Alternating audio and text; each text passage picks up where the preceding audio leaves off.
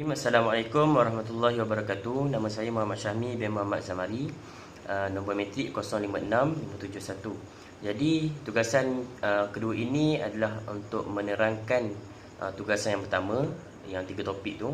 Okay, kita masuk topik yang pertama, ini penggunaan istilah as-sunnah dalam ilmu hadis, usul fiqh dan akidah.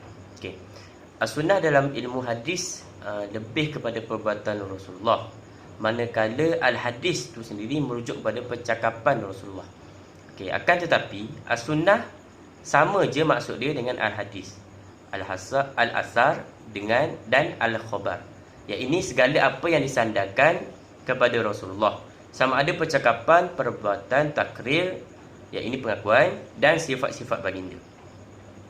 Tapi kita guna istilah as-sunnah ni merujuk kepada perbuatan Rasulullah. Contohnya macam kita pakai serban. Okay, kita akan cakap pakai serban ni sunnah Rasulullah. Jadi istilah as-sunnah dalam hadis ni, dalam ilmu al-hadis ni, tu tadi contoh dia tu yang tu. Okey. Dalam okey, al-hadis pula lebih pada percakapan kan.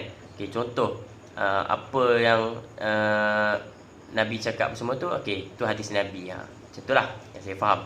Okey, seterusnya masuk kepada as-sunnah menurut istilah usul fiqh. Okey.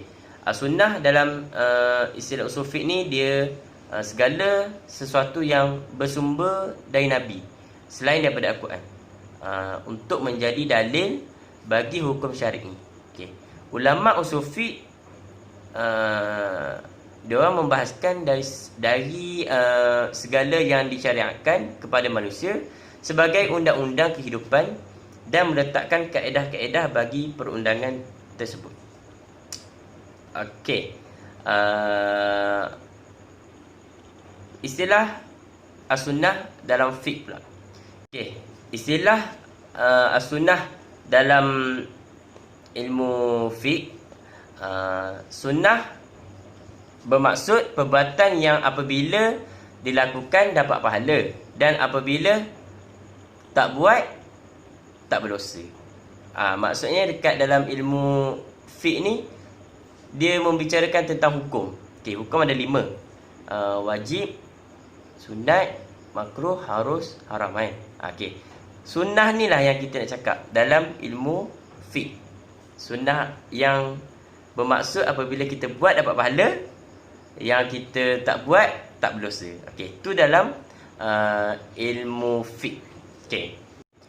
Dalam akidah pula, dalam ilmu akidah, penggunaan istilah as-sunnah ni dia merujuk kepada ajaran, sebagai ajaran.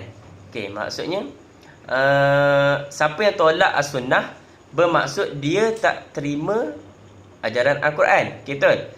Okey, kerana Rasulullah akhlaknya berpandukan Al-Quran. Okey, contohnya dalam rukun iman. Antara rukun iman ialah beriman kepada kitab dan kepada Rasul. Ini bermakna barang siapa yang beriman kepada Rasul, sudah tentu dia mengikut sunnah Rasul. Jadi inilah dia penggunaan as-sunnah dalam akidah. Ya, ini ajaran. Maksudnya siapa tak ikut ajaran Rasulullah, okey, akidah dia terpesolah. Tu dalam sudut akidah. Seterusnya topik yang kedua, perbezaan ilmu hadis riwayah dan dirayah. Okey, perbezaan makna ilmu hadis riwayah dan dirayah ni dapat dibahagikan kepada 2, iaitu dari sudut bahasa dan istilah. Okey, dari sudut bahasa sahaja pun dia dah ada perbezaan. Okey, yang pertama dari segi bahasa. Hadis riwayah ialah kata terbitan masdar daripada perkataan rawa yarwi yang bermaksud mengindahkan sesuatu berita, hikayat dan kisah. Manakala hadis dirayah pula ialah kata terbitan masdar dari perkataan dara yadri yang bermaksud mengetahui sesuatu. Itu dari segi bahasa.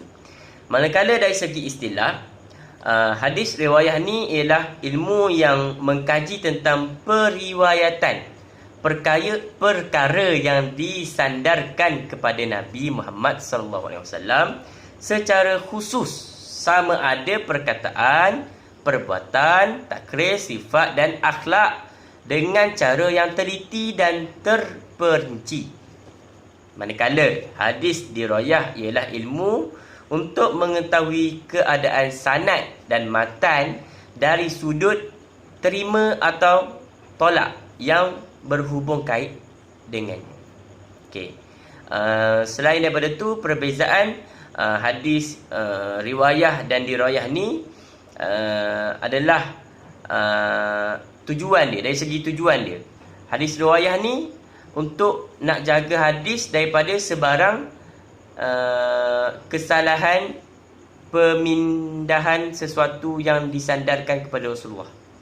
Manakala ilmu hadis dirayah ni adalah untuk meneliti sifat-sifat rawi dan marwinya, iaitu sanad dan matan sesuatu hadis. Okey. Lain daripada tu, perbezaan antara dua hadis ni, nama dia. Okey, nama dia hadis riwayah ni dikenali juga sebagai al-khabar, al-athar dan as-sunnah. Okey, manakala hadis dirayah ni dikenali dengan ulum hadis, usul hadis dan mustalah hadis. Okey, seterusnya lagi, senang cerita, hadis riwayah ni dia membahaskan makna sesebuah matan dan dia tentukan darjat sanad-sanad hadis tu. Okey.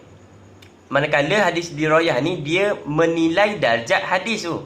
Dia menilai darjat hadis tu dan dia membincangkan sebab-sebab menjadi latar belakang sesuatu hadis tu. Okey. Kita masuk pula topik yang ketiga, perkembangan ilmu hadis riwayah dan dirayah pada zaman sahabat. Okey. Perkembangan ilmu hadis riwayah dulu. Okey. Selepas wafatnya Rasulullah, para sahabat ni dia belum lagi melaksanakan penulisan dan pembukuan hadis secara nak kata formal lah, macam zaman tabi'in. Okey. Sebab apa? Sebab kebanyakan para sahabat ni dia tidak pandai membaca dan menulis. Ya, ini ummi lah. Okey. Dan kebanyakan juga daripada sahabat, diorang ni telah menghafal hadis-hadis Rasulullah. Sebab sahabat ni dia kuat ingatan. Okey. Walau bagaimanapun, ada juga para sahabat ni yang pandai menulis. Okey, macam Sayyidina Abu Bakar Siddiq, Muaz bin Jabal, Umar bin Khattab, Muawiyah bin Abu Sufyan, siapa lagi? Abdullah Ibn Zubair. Okey. Tapi kegiatan penulisan hadis tak berlaku. Sebab masa ni diorang takut bila diorang salin hadis-hadis ni akan sama dengan ayat-ayat Al-Quran. Sebab ada juga sahabat yang tak pandai lagi membaca, menulis semua tu. Okey. Kegiatan penulisan hadis berlaku dengan berbagai kaedah, seperti secara mengajar, mempelajari, meriwayat, mengumpul dan mencatat hadis-hadis. Pada zaman ni lah. Sebab itulah pada zaman ni dia tak bukukan lagi. Sebab cara diorang macam tu je. Cara diorang just secara mengajar dan belajar. Macam itulah. Okey, seterusnya perkembangan ilmu hadis dirayah pada zaman sahabat Rasulullah. Okey. Pada semasa hayat Rasulullah, ilmu hadis dirayah ni diterima secara terus daripada baginda. Apabila Rasulullah wafat, para sahabat mula meriwayatkan apa yang mereka dengar dan hafaz kepada orang lain dengan penuh teliti dan cermat. Okey, penggunaan ilmu ni dia seiring dengan perkembangan hadis riwayah tadi dan dia berlaku secara tak formal. Okey, ilmu hadis riwayah ni belum lagi disusun dan ditulis dalam bentuk kitab. Tapi para sahabat dia mempraktikkan beberapa kaedah dan dasar-dasar tertentu dalam meriwayatkan hadis-hadis Rasulullah. Para sahabat juga dia sangat berhati-hati dalam hal inilah. Mereka memastikan kesahihan setiap hadis itu dulu yang diorang nak riwayatkan, dan selidik keadaan perawi dan periwayatan mengikut disiplin ilmu hadis dirayah.